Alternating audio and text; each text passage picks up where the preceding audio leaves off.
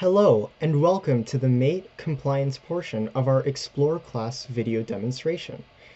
We are the Underwater Remotely Operated Vehicles team at the University of Washington, or UWROV for short.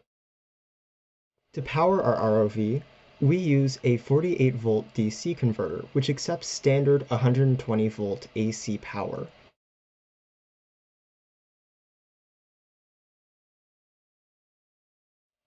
Our ROV uses the MATE standard 25 amp Littelfuse, which as you can see here is located within 30 centimeters of the Anderson power pole connector.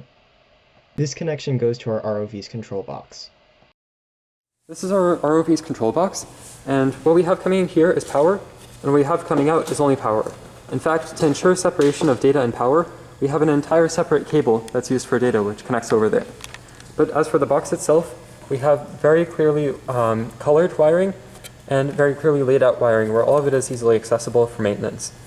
We also have a circuit breaker over here, which serves as protection and as an extra switch for the ROV. We have many switches to ensure that we can safely eliminate all sources of power to the ROV. We would also like to note that 120 volt AC power is not used in our control box. This is an overview of our complete control system. As you can see, the 48 volt DC power is not converted until it reaches the ROV.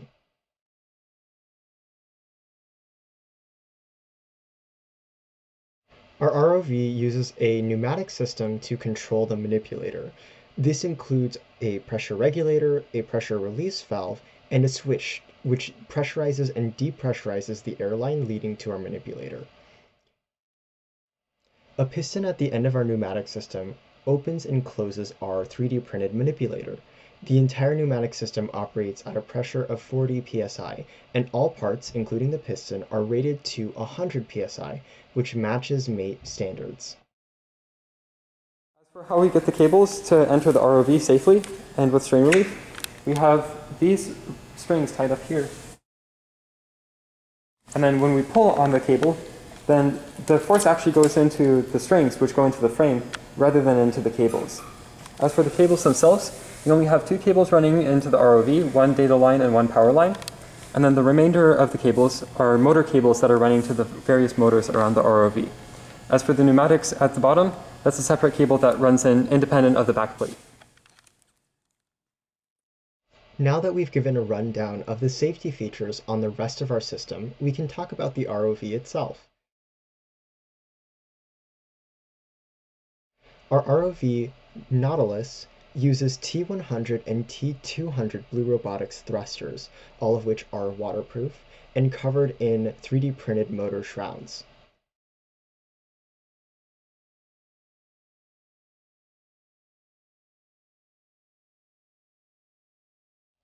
The frame itself is made of 1/8 inch aluminum, which has been spray painted, and all edges and holes have been filed. As aligning with MATE standards, there are no sharp edges or elements of the ROV that could cause damage.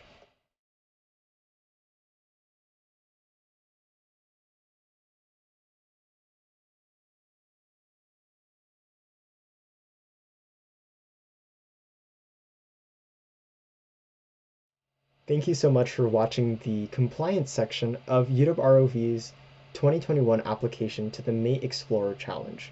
Please let us know if you have any questions, and thank you for your time.